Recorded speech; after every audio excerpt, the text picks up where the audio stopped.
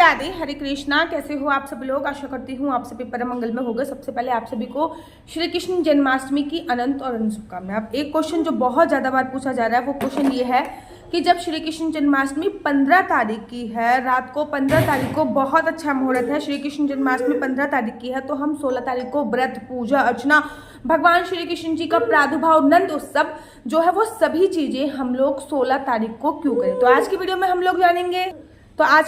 लोग जानेंगे श्री कृष्ण जन्माष्टमी 15 तारीख की है तो व्रत 16 तारीख को क्यों रखा जाता है।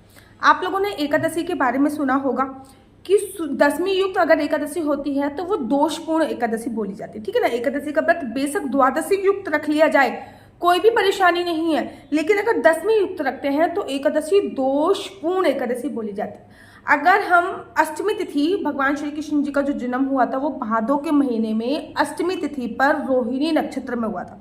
अगर हम 15 तारीख की बात करें, रोहिणी नक्षत्र नहीं है। अगर हम 16 तारीख की बात करें, रोहिणी नक्षत्र नहीं है। रोहिणी नक्षत्र तो 17 तारीख को आ रहा है, तो रोहिणी नक्षत्र आप साइड में हटा दीजिए। अब अष्टमी तिथि की बात करें तो 15 तारीख को जो अष्टमी तिथि का प्रारंभ हो रहा है वो रात को 11 बज के, तो जो अष्टमी तिथि का प्रारंभ हो रहा है वो 15 तारीख को रात को 11:55 के आसपास हो रहा है। लेकिन रात को 11:55 से पहले सप्तमी तिथि है। भविष्य पुराण में ऐसा वर्णन आया है कि सप्तमी युक्त अष्टमी का व्रत रखने से, जन्माष्टमी अगर सप्तमी युक्त हम व्रत रखते हैं तो वो दोषपूर्ण जन्माष्टमी होती है और उसको दोष युक्त मतलब सप्तमी वृंदा जन्माष्टमी के नाम से संबोधित किया जाता है। शास्त्रों में ऐसा वर्णन आया है जैसे 10वीं युक्त एकादशी का व्रत दोषपूर्ण होता है, वैसे सप्तमी युक्त जन्माष्टमी दोषपूर्ण होती है, क्योंकि 11:55 से आसपास जो है वो सुबह पूरे दिन आपको सपने मिलने वाली, बस रात को आपको अष्टमी तिथि प्रारंभ होगी।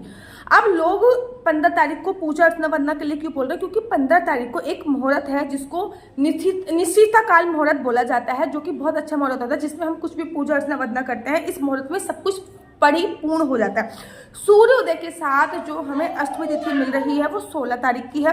16 तारीख को जब सूर्योदय होगा ना तो उस समय अष्टमी तिथि होगी, और सूर्योदय के साथ अष्टमी तिथि पर व्रत रखना सबसे संपूर्ण माना जाता है, सबसे संपूर्ण माना जाता है। अच्छा, अगर हम 15 तारीख को व्रत रख रहे हैं तो हमें 16 तारीख को अपने व्रत का पालन करना पड़ेगा, और अगर हम 16 तारीख को व्रत पालन करना पड़ेगा तो भविष्य पुराण में ये भी वर्णन आया है कि या तो अष्टमी और रोहिणी नक्षत्र दोनों एक साथ ना हो व्रत का पालन करते वक्त, इस बात का ध्यान रखना चाहिए।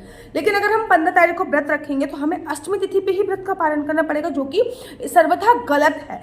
इसलिए चाहे बड़ी सारी जगहों पे 15 तारीख को जन्माष्टमी बनाई जा रही है, लेकिन जन्माष्टमी का जो उत्सव बनाया जाएगा वो 16 तारीख को बनाया जाएगा। लाला का जो जन्म है, लाला का जो प्रादुर्भाव है वो हम 16 तारीख को ही करेंगे, और अपने व्रत का पालन कोई 12 बजे भी कर लेता है, कोई अगले दिन भी कर लेता है। वो आपके परिवार में जैसे रूल्स रेगुलेशन होते हैं आप उसके हिसाब से कर सकते हो, ठीक है ना। अगर जो रात को 12 बजे लाला का जन्म करने के बाद व्रत का पालन कर लेते हैं, कोई भी परेशानी नहीं है, वो भी कर सकते हैं। मैं हमेशा ऐसे ही करती हूँ, श्रीधाम वृंदावन में ऐसे किया। वो जो खीरे वाला जन्म होता है ना दीदी, वो खीरे वाला जन्म कब कराना है? वो भी आपको 16 तारीख को ही कराना है। याद रखो, 15 तारीख की शाम से ही लहसुन, प्याज, मांस, मदिरा नहीं खानी। 15 तारीख की शाम को किसी भी प्रकार की कोई संभोग क्रिया नहीं करनी है। 15 तारीख की शाम को ही पृथ्वी शयन करना है सप्तमी तिथि में। एकादशी जन्माष्टमी वाले दिन सुबह सुबह पानी में गंगा जल, यमुना जल डाल के स्नान करना है। पीले रंग के वस्त्र पहनने हैं। पूरे घर में गंगा जल का या यमुना जल का छिड़काव करना है। घर की दहलीज पूजनी है, तोरण बनाना है। उसके बाद शाम के समय एक बहुत सुंदर सी चौकी बनानी है। सुबह की पूजा अलग होती है जन्माष्टमी में, और शाम की पूजा अलग होती है। कहते हैं जन्माष्टमी की जो रात होती है वो मोह वाली रात होती है, हर किसी के मोह को हर लेने वाली रात होती है।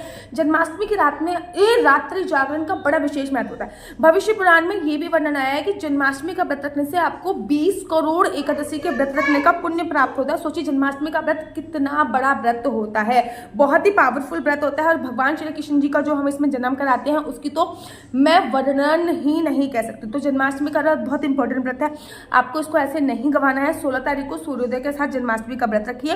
पूरे दिन सुबह की पूजा अर्चना वंदना कीजिए। शाम की विधि विधान से लड्डू गोपाल अगर घर पे हैं तो जन्म कराइए। शालिग्राम जी घर पे हैं तो पंचामृत से स्नान अवश्य कराइए। सुबह भी पंचामृत से स्नान करा सकते हो, लेकिन सुबह मैं धातु के जल से स्नान कराती हूँ, अर्थात थोड़ा सा एक अंगूठी डालती हूँ पानी में, और दूध में थोड़ा सा केसर डालती हूँ। पहले केसर युक्त दूध से स्नान कराती हूँ, फिर धातु वाले जल से उनको स्नान कराती हूँ। सुबह मैं ऐसे ही स्नान करती हूँ, शाम को मैं पंचामृत से स्नान कराती हूँ। याद रखिए, शाम को लाला का जन्म कराना बहुत जरूरी है। कोई कोई खीरे से जन्म कराता है, कोई केवल पर्दर लगा देता है, कोई कोई फूलों से फूल बिछा देता है, लड्डू गोपाल को सुला के उससे जन्म कराता है, लेकिन श्रीधाम वृंदावन में खीरे से जन्म कराया जाता है। अगर आप इस पर डिटेल में वीडियो चाहते हो कि शाम की पूजा अर्चना वंदना कैसे करनी है दीदी हमें डिटेल में बताओ, तो आप मुझे कमेंट्स कीजिए, मैं आपको डिटेल में जानकारी उसके बारे में भी दूंगी। खीरे से जन्म कैसे करा सकते हैं उसके बारे में डिटेल में जानकारी दे देना चाहते हो तो मुझे कमेंट्स कीजिए, मैं उसमें भी डिटेल में जानकारी दूंगी। मेरा नंबर आपको नीचे स्क्रीन पर दिख रहा होगा, मेरा नंबर है 429202565। I repeat again 429202565। आपका बच्चा जॉब करेगा या बिजनेस करेगा? बिजनेस करेगा तो किस फील्ड में बिजनेस करेगा? जॉब करेगा तो किस सेक्टर में जॉब करेगा? क्या है आपके बच्चे का लकी नंबर? क्या है आपके बच्चे का लकी कलर? कुंडली में राजयोग है या नहीं है? सरकारी नौकरी का योग है या नहीं? संतान प्राप्ति के लिए आप क्या कर सकते हो? क्या उपाय आप संतान प्राप्ति के लिए? सभी जानकारी मैं आपको कुंडली के माध्यम से प्राप्त कराती हूँ। याद रखिए, कुंडली देखना बिल्कुल भी फ्री नहीं है, कुंडली देखने के थोड़े से चार्जेस है। और इस नंबर पर मुझसे किसी भी प्रकार से कोई भी क्वेश्चन आंसर पूछने के लिए फोन मत कीजिएगा, ये नंबर केवल और केवल कुंडली दिखाने के लिए दिया हुआ है। अगर आपको मेरी वीडियो अच्छी लगती है तो आप अपने यूट्यूब चैनल राधे राधे हरे कृष्णा, तो राधा अष्टमी का स्पेशल पैकेज आ चुका है और इस पैकेज का नाम है ललिता सखी पैकेज। तो इस पैकेज में सबसे पहले आप लोगों को एक ही ललिता सखी मिल रही है, जो कि राधा रानी की प्रिय सखी थी, जिनको ललिता सखी के नाम से संबोधित किया जाता है। तो ये है ललिता सखी, जो कि बहुत ही सुंदर है। इस पैकेज में आपको ललिता सखी मिल रही है, साथ ही के साथ इत्र आपको इस पैकेज में मिल रहा है। इस पैकेज में आपके लड्डू गोपाल के गोपी ड्रेस मिल रही है, लड्डू गोपाल की 2 पैंटी मिल रही है, लड्डू गोपाल का नाइट सूट मिल रहा है, लड्डू गोपाल के लिए आप लोगों को मिल रही है असली तुलसी की माला, लड्डू गोपाल के लिए आप लोगों को मिल रही है वैजंती माला, लड्डू गोपाल के लिए आप लोगों को मिल रही है चंदन माला, लड्डू गोपाल की 2 पैंटी, पैरों में पहनाने के लिए और हाथों में पहनाने के लिए 4 चूड़ियां आपको मिल रही है। साथ ही साथ माता रानी का श्रृंगार करने के लिए गोंद भी मिल रहा है, जैसे कि राधा रानी भगवान श्री कृष्ण जी का श्रृंगार गोंद से किया जाता है। ये तौलिया ब्यूटीफुल से मिल रही है। इसमें आप देखोगे कि लड्डू गोपाल ऊपर ये आपके नहा रहे हैं, साथ ही साथ पीछे है ये बहुत सुंदर सी तौलिया और ये है एक छोटा सा रुमाल। ये पूरा पैकेज केवल 580 रुपए का है। जल्दी से जल्दी ऑर्डर कर दीजिए, फ्री डिलीवरी के साथ है, केवल 580 रुपए का लिमिटेड स्टॉक है। जल्दी से जल्दी आप लोग ऑर्डर कीजिए और ललिता सखी को अपनी राधा रानी की प्रिय सखी बना दीजिए। राधे राधे हरे कृष्णा हरि बोल। चैनल हरि बोल को लाइक शेयर सब्सक्राइब करना बिल्कुल भी मत भूलिए। तब तक के लिए मुझे दीजिए इजाजत। राधे राधे हरे कृष्णा। आप सभी को श्री कृष्ण जन्माष्टमी की अनंत और अनंत शुभकामनाएं। राधे राधे हरे कृष्णा हरि बोल।